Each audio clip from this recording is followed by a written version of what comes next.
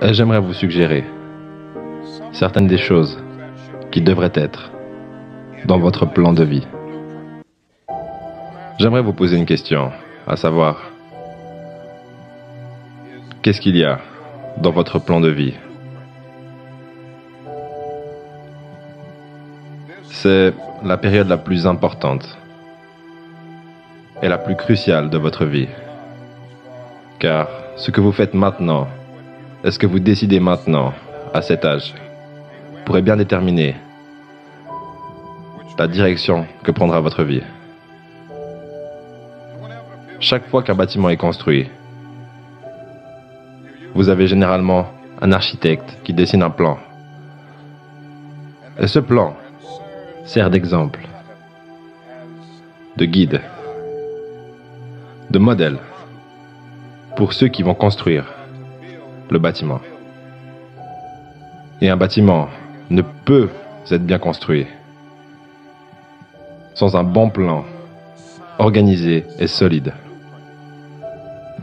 Maintenant, chacun d'entre vous passe à travers le processus de construire la structure de votre vie. Et la question est de savoir si vous avez un plan détaillé, correct et solide. Et j'aimerais vous suggérer certaines des choses qui devraient être dans votre plan de vie. En numéro 1, dans votre plan de vie, il devrait y avoir une profonde conviction en votre propre dignité, votre propre valeur et votre propre quelque chose.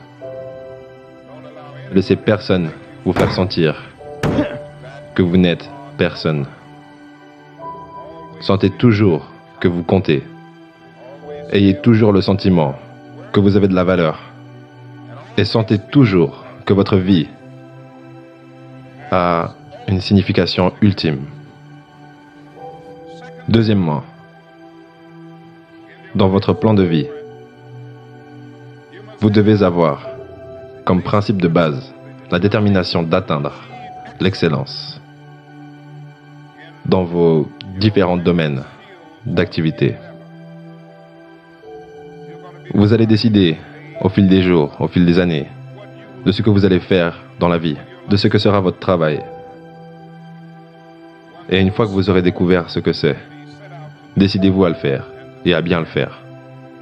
Et je vous le dis, mes jeunes amis, que les portes sont en train de s'ouvrir pour chacun d'entre vous. Les portes d'opportunité qui s'ouvrent à vous et qui n'étaient pas ouvertes à vos mères et à vos pères. Et le grand défi qui vous attend est d'être prêt à entrer lorsque les portes s'ouvrent. Dans une conférence en 1871, Ralph Waldo Emerson, le grand essayiste, a déclaré « Si un homme peut écrire un meilleur livre, ou prêcher un meilleur sermon, ou faire un meilleur piège à souris que son voisin, même s'il construit sa maison dans la forêt, le monde fera un chemin battu jusqu'à sa porte. » Cela n'a pas toujours été vrai, mais ça deviendra de plus en plus vrai. Et je vous encourage donc à travailler dur, à brûler l'huile de minuit. Je vous dirais, n'abandonnez pas l'école. Et je comprends toutes les raisons sociales pour lesquelles nous abandonnons souvent l'école.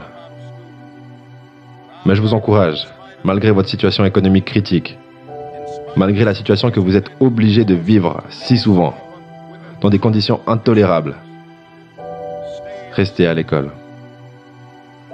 Et lorsque vous découvrirez ce que vous allez être dans la vie, décidez-vous de le faire comme si Dieu Tout-Puissant vous avait appelé pour ce moment précis de l'histoire, pour le faire. Efforcez-vous de faire du bon travail et de faire ce travail si bien que les vivants, les morts et les gens qui ne sont pas encore nés ne pourraient pas le faire mieux.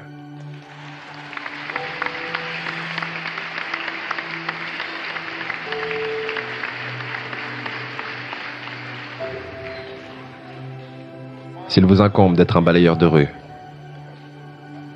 balayez les rues comme Michelangelo peignait des images. Balayez les rues comme Beethoven composait de la musique. Balayez les rues comme Leontine Price chantait devant le Metropolitan Opera. Balayez les rues comme Shakespeare écrit de la poésie.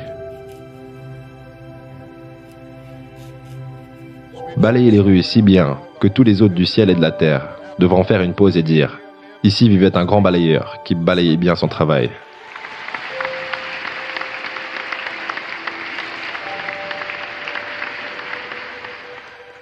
Si vous ne pouvez pas être un pin au sommet de la colline, soyez un arbuste dans la vallée. Mais soyez le meilleur petit arbuste sur le flanc de la colline. Soyez un buisson si vous ne pouvez pas être un arbre. Si vous ne pouvez pas être une autoroute, soyez juste un sentier. Si vous ne pouvez pas être un soleil, soyez une étoile. Car ce n'est pas par la taille que vous gagnez ou que vous échouez. Soyez le meilleur de ce que vous êtes. La vie, pour aucun d'entre nous, a été facile. Mais nous devons continuer à avancer. Nous devons continuer. Si vous ne pouvez pas voler, courez. Si vous ne pouvez pas courir, marchez. Si vous ne pouvez pas marcher, rampez. Mais par tous les moyens, continuez d'avancer. La deuxième partie de tout ça, c'est que vous devez savoir pourquoi vous faites ça.